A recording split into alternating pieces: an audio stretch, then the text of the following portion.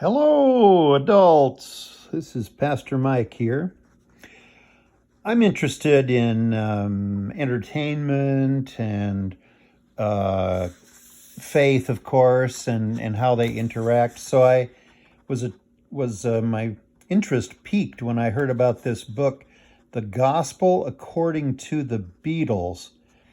It came out in 2006, I believe. Okay, so it's been out a little while, and I read it, more than 10 years ago, but it was very interesting. I didn't know before I read the book that John Lennon, as a young teenager, went to church 4 times a week. He was in the choir, and Bible study, and my goodness, I mean, he was really active for 10 years. And the church had an impact on him. It was part of his life. Let's see. This second chapter has to do, second chapter. You can't do that. Gets at the time when Lennon was talking with a very good friend of his who was a journalist, and talking about the popularity, the just amazing popularity of the Beatles. And he was trying to make sense out of it, or that sort of thing. So he's interviewed by this woman, Maureen Cleave, and he talks about, although it's not really clear whether it was direct quoting or not, but he commented the Beatles were more popular than Jesus. Now, this was later picked up. But when he made that statement, he was talking about the Church of England and the youth of England. He had just read this book, I hesitate to even mention it, The Passover Plot. I once had that book on my shelf. I didn't read it, but I was giving away books one time and I gave it to a friend, and it just really took the wind out of his sails. It was about how Jesus faked his death and all that stuff.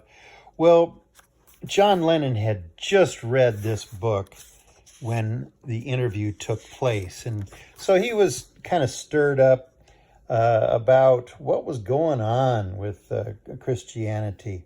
How did it get so popular? Because he was looking at their own popularity. Well, the article was run in Britain, then it was in Newsweek, the San Francisco Chronicle, the New York Times, lots of places. People were not freaking out. But then at the time there was a magazine called Date Book. It was a teen magazine. And in August 1966, they printed the John Lennon interview, also with interviews of the other three Beatles. And then this guy, Philip Unger, gets that story, and he's kind of a mover and shaker, and he wants to stir things up. So he decides to mail advance copies to the most reactionary disc jockeys he knew in the Bible Belt. Unger is wanting to sell magazines, so he wants to stir things up. And one of the groups that he sent it to was the Leighton and Charles Show down in Birmingham, Alabama. And they, of course, want to have more listeners. So controversy is very good for getting people talking about what you're doing. Um, so anyway, these two disc jockeys start talking about this, terrible thing that John Lennon had said, and then callers started calling in, and it says they just fed off the audience, and the audience fed off them, and so somehow they planned a Beatles book burning and album burning on August 19th. This was like a couple weeks from the time of when they first mentioned it on air. Neither Charles nor Leighton were particularly religious, and both were huge Beatles fans. Oh, anyway, so they're talking about it on air, and a guy named Al Ben, who was also a mover and a shaker in those days with the Associated Press, he decides to put the story out much more broadly, and so boom, it's all over America and even parts of the world. Everybody's all excited. Oh, by the way, that book burning and stuff in Birmingham never happened. Never happened. Let's see. Now, the Beatles were, this happened right at the time they were going to have a tour of America. So it was decided that John Lennon just had to have a news conference to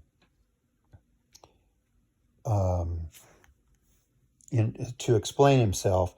Originally, I was pointing out the fact with reference to England that we meant more to kids at that time than Jesus did. The article talks about how church attendance for youth had gone down to 4% of the population. So at the time, yes, religion was really hurting. When he was told that he had to go out and apologize, John actually started sobbing. Now, for a guy who wanted to appear tough and in control, like John Lennon, it shows you how much this was, messing with him. He had heard John was terrified. A clairvoyant had said he was going to be shot. Let's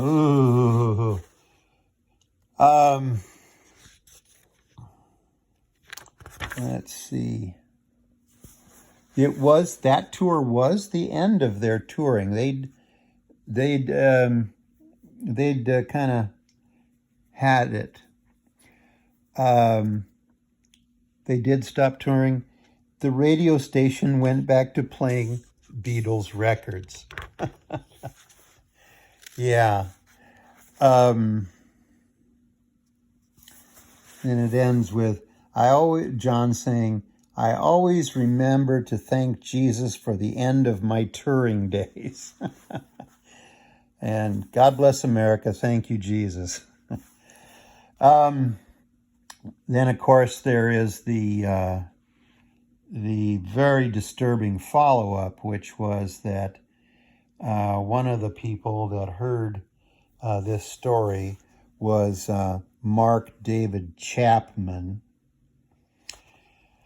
and he was the one who eventually shot John Lennon years later in 1980.